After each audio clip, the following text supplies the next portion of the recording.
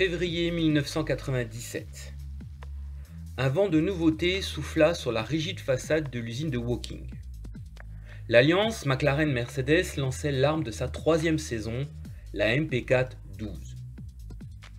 Sous le son des Spice Girls et Jamiroquai, Ron Dennis, après son discours fleuve, est un peu gauche aux côtés des pop stars.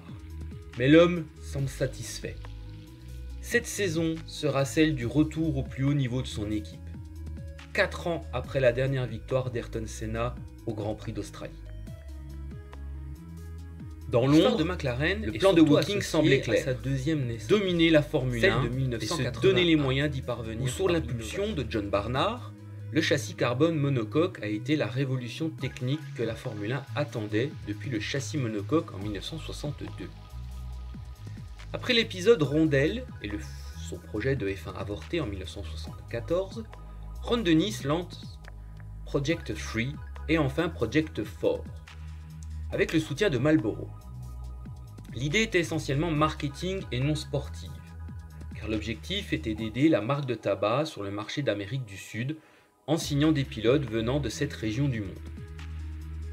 Ron Dennis obtiendra 10 millions de dollars d'aujourd'hui, soit 2 millions de dollars de l'époque pour financer son équipe. À la fin des années 70, le patron de BMW Motorsport, Jochen Nierpach, souhaitait donner une vie au projet M1, qui était un échec commercial. Le programme Procar est lancé avec le concours de Bernie Ecclestone, qui aimait bien l'idée d'avoir une course de voitures de sport avant les Grands Prix. Ron Dennis, ayant une bonne réputation, reçoit une commande de 20 voitures, les 20 autres étant construites par Lamborghini en compensation de l'industrialisation ratée de la M1. Avec ce nouveau projet, Project 4 embauche des mécaniciens. Finalement, BMW a découvert que Lamborghini n'avait réalisé qu'un seul exemplaire. C'est ainsi que le constructeur allemand a dû payer le prix fort pour que Project 4 réalise les 19 modèles restants à construire. Avec ce contrat, Ron Dennis avait gagné assez d'argent pour lancer un projet de Formule 1. Il embaucha l'ingénieur John Barnard, qui était du côté des USA, en ayant conçu la Chaparral 2K, victorieuse en 1979 et surtout des 500 miles d'Indianapolis 1980. En le payant 20 000 livres sterling pour une année de contrat de l'époque, soit 220 000 dollars d'aujourd'hui, plus l'équivalent si le projet F1 était avorté. En plus, une promesse d'un pourcentage de Project 4, comme l'avaient fait Frank Williams et Patrick Head en 1978, a été proposée. La future monoplace conçue par John Barnard était quasiment prête.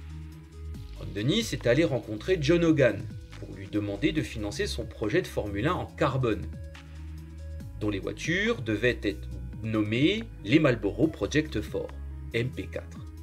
À l'époque, John Hogan, influent directeur commercial de Philip Morris, propriétaire de Marlboro, avait rejeté l'idée car le groupe Tava investissait beaucoup dans l'équipe Alfa Romeo et McLaren, environ 15 millions de dollars chacune à l'époque, tout en étant actionnaire de 50% du team McLaren. Hogan avait d'ailleurs donné son accord pour que Teddy Meyer, le patron de McLaren de l'époque, propose des salaires mirobolants pour embaucher Ronnie Peterson contre un salaire de 2 millions de dollars. En vain, car le Suédois disparaîtra lors d'un funeste Grand Prix d'Italie 1978, et Gilles Villeneuve contre 750 000 dollars, en vain aussi entre 1979 et 1980. Alors Ron Dennis se lança comme un défi: racheter McLaren Racing. Ron Dennis visait pas les voitures, ni l'usine, mais les moteurs V8 Cosworth, la boîte de vitesse et le parrainage de Marlboro. John Hogan était cette fois-ci séduit par l'idée et propose de soutenir Ron Dennis en lui prêtant les actions du manufacturier de tabac dans McLaren pour piloter le redressement de l'équipe, et ensuite trouver un autre investisseur dans les 3 ans. En septembre 1980, à 33 ans, Dennis devient patron d'une équipe de F1 contre une commission et la promesse d'avoir un pourcentage du capital de l'équipe à terme. Après la saison fin 82, le départ de Teddy Meyer est acté et la reprise de 100% du contrôle de McLaren avec l'argent de Marlboro. Il fallait rembourser une dette. La marque de tabac avait permis à Ron Dennis d'être propriétaire, mais ce dernier ne souhaitait pas être tributaire des décisions de John Hogan. Ainsi, Dennis va rencontrer Akram Hoxhey, alors sponsor de Williams F1.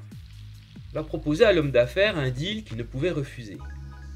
Céder 60% du capital de l'équipe McLaren pour 6 millions de dollars et le financement pour 5 millions de dollars de l'époque d'un moteur turbo construit par Porsche pendant 5 ans. L'accord McLaren Tag est né. Le début de la mutation d'équipe de F1 en entreprise pour McLaren. L'équipe déménagera en 1986 dans une usine à Woking, bien trop grande à l'époque, environ 40 000 m², mais qui allait devenir un standard pour les autres.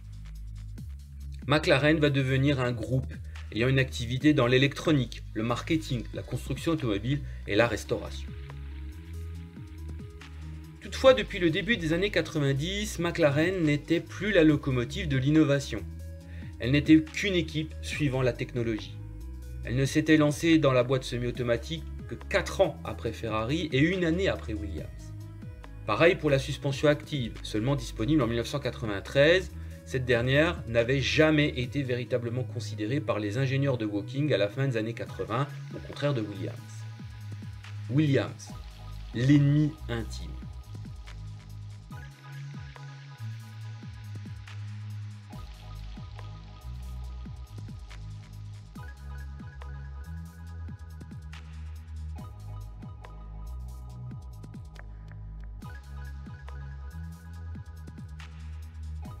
Techniquement, Williams Engineering a toujours appliqué les recettes gagnantes, avec une dose de rigueur caractéristique, puis surtout une réactivité devenue la marque de fabrique de son directeur technique, Patrick Head.